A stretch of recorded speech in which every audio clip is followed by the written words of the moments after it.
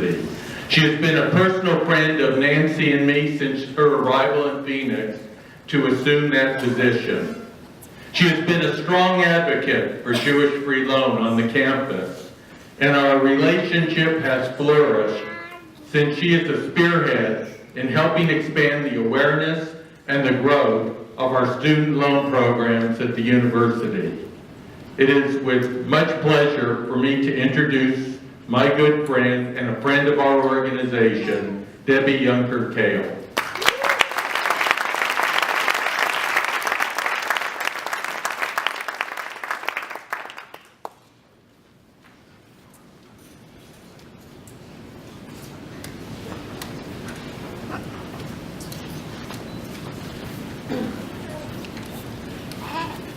Alright, we have some visual aids, so possibly.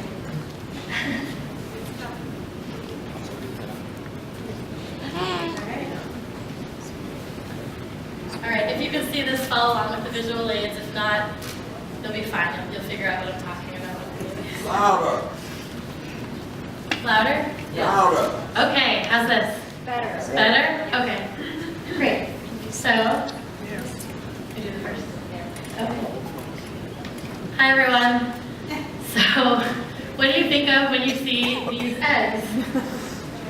Circle of life, renewal, maybe a reminder of some groceries you need to pick up on your way home tonight, or a flashback to your Passover Seder's just a few weeks ago. I'm borrowing this image from an article I saw recently because it represents how I was feeling 2 years ago when I was sitting at this very meeting. On the one hand, I was totally holding it together with this smooth outer shell, as I've identified with my crafty paintwork. I was holding it together with this smooth outer shell that probably seemed pretty strong. I was smiling and making small talk.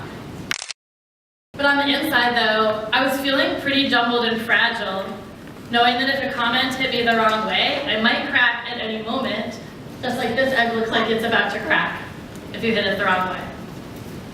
Basically, I was trying to keep myself together. I know we all go through challenging times when we feel like we're just trying to keep it together. I'm honored and honestly a little nervous to have the opportunity to share my story with you in the hopes that it resonates, whether the specifics or the more general themes.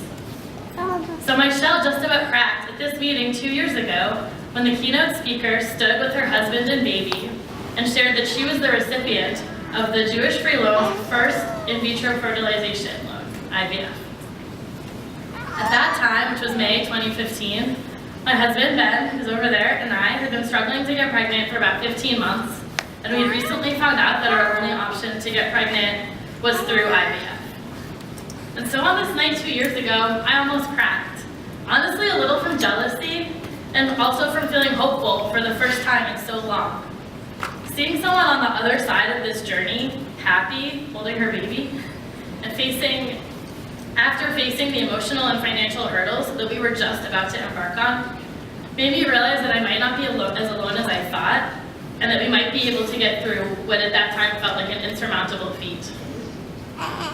After the meeting 2 years ago, I tried to sneak up and chat with the keynote speaker. We ended up chatting on the phone afterwards, which was really helpful, and I instantly felt less alone. I also had a meeting with Tina 2 weeks later to find out about getting my own loan. So, sparing you too many details, although I'm happy to talk medical stuff later with anyone that wants, we did ultimately decide to pursue IVF, thankfully with the Jewish Free Loan's help. Our total cost, over $35,000. I injected myself over 150 times with different medicines, over 25 different blood tests, and about 560 miles driven back and forth to the doctor's office, to over 40 doctor's appointments during that time. So 560 miles, I could have gotten a lot farther. I could have gone to Las Vegas, or Los Angeles, or even Santa Fe, but I just drove from North Phoenix to North Scottsdale, back and forth, and then sometimes to Tempe to work. And these numbers seemed really high to me, but I know they're actually quite low compared to a lot of my friends that I've met through support groups here in town that have faced similar similar things. They've driven more miles, they've taken more medicine, they've had more attempts. And so I feel very fortunate to be here now sharing my story with you. But I'll tell you, the hardest thing about all of this, besides learning to give myself a shot, which was extremely scary, although now I'm a pro, I have a lot of respect for other people who have to do that for medical reasons. Besides learning to do that, the hardest thing was really feeling alone, even as Ben and I kept smiling. When I was sitting here 2 years ago, I wasn't envisioning the medical procedures that lay ahead. I was feeling like we were going to be facing the ups and downs, the hopeful moments and the uncertain moments alone. 1 in 7 couples faces infertility for all different types of reasons. And it seems common enough, but it's so infrequently discussed. And I understand that it's a very sensitive topic. I didn't want to talk about it when I was going through it either. And so the statistics didn't really help me feel less self-conscious when I was considering how I might share what we were going through. And so at that time I was a relative newcomer to Phoenix. I was having trouble connecting to the community here because I was holding this huge thing in. This big thing that really felt like the only thing that was going on in my life. This big thing that made the stressors at work or with family or friends seem insignificant. I didn't want to make anyone too uncomfortable by sharing too much of my personal life. It's not really polite to answer, when are you having kids with, I don't know, if the IVF works. It kind of makes the other person feel uncomfortable. And to be honest, during the day, I was really just trying to pretend like everything was normal. During the day, I was just trying not to think about this. So I didn't really want to share. And yet it was such a burden to hold this in and to feel like the people around me had no idea what was going on in my head and my heart. And so when I sat at this meeting and when I met with Tina, I felt less alone. I was finally able to articulate that it's okay to be a private person with a relatively public role in this community. It was okay that I couldn't fathom sharing what I was going through, even with those who I know would have supported us and done anything they could to help. It was just too emotional at the time. And so Jewish Free Loan gave me the best support that I didn't even know I needed. Realizing that so many of you in our community give of your resources to help people like me who are struggling was even better than the biggest hug or the kindest words. Throughout the loan process, I felt so taken care of and knew that the privacy I desperately wanted was being respected. Even the people that interviewed me, I just saw them tonight, the first time in a while. Jewish Free Loan wasn't helping me for the immediate recognition. They couldn't post on Facebook after my interview, after giving me the loan. They couldn't post on Facebook that they were so excited and hopeful that maybe there'd be another IVF baby soon. The board members who interviewed me couldn't go home to their families and share what they had just learned. Going through this process was the private support I needed, but it's also an example of how I hope to live my life. Thinking about what I can do because it's the right thing, who I can help and support, regardless of who else will know exactly what I've done. The Jewish Free Loan helps me because we are commanded to help each other, as Rabbi Mari said before, in Parshat Mishpatim. If you lend money to my people, to the poor among you, do not act towards them as a creditor, exact no interest from them. It means a lot to know that the staff and the board of Jewish Free Loan are working so hard every day to secure resources that will be here when anyone in our community is going through a hard time. So many times we might say to a friend, let me know if you need anything.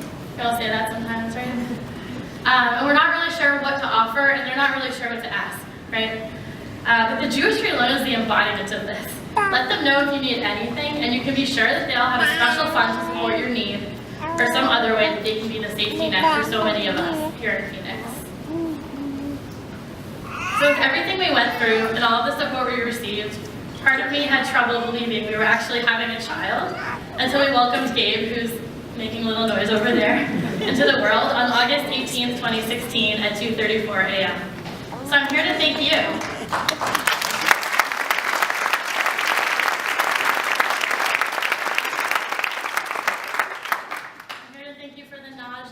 For my expanding waistline.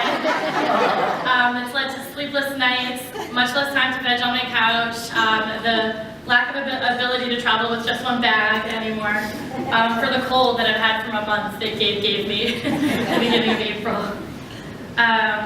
Thank you for the baby that scared me by coming 5 weeks early, for giving me the chance to have trouble nursing, to agonize with friends over what to feed my child and when, how much sleep he should have, and where to buy the cutest yet the cheapest clothes.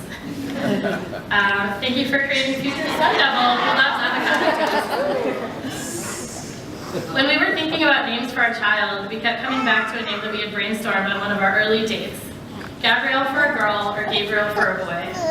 I started researching these names and found a story about the angel Gabriel that said, the angel Gabriel puts his hand into the treasury of souls and takes out the first soul that comes into his hand. When I read this, I was still pregnant. I was really moved. IVF felt so contrived, so scientific. There was no inspiring ideas of fate or chance or whatever you believed it would lead us to have the specific child we were destined to have. This first soul that comes into his hand.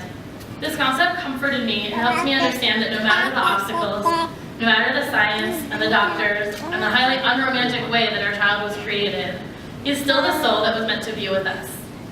And so we are moved to have Gabe in our lives, almost 9 months and full of life. There's a mother's prayer that I found on a wonderful website called ritualwell.org right after Gabe was born, and it's framed in his room. Gabe is our baby, but he's yours too.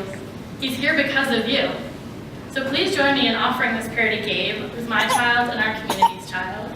You can see it, just join in. May my child grow to discover his unique place in the world, and may he find the courage to take it. May his heart come to love the world. May his labor deep for the healing of all creation.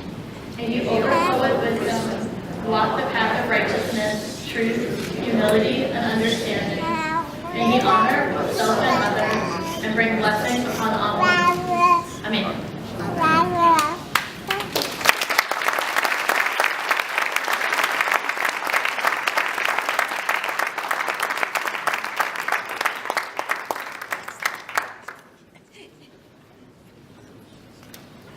When the first IVF baby from Jewish Free Loan was born, the family sent us the baby's picture.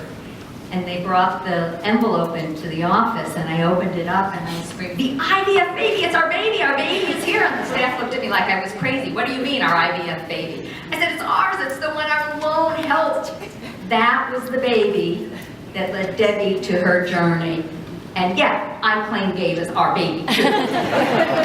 I'm one of his many grandmas or aunts or whatever they're gonna call me. But that is what we do every single day. We help create babies. We help give little 4-year-old girls bubble baths because the water bill got paid that night and she can take a bubble bath. We do incredible things because of you.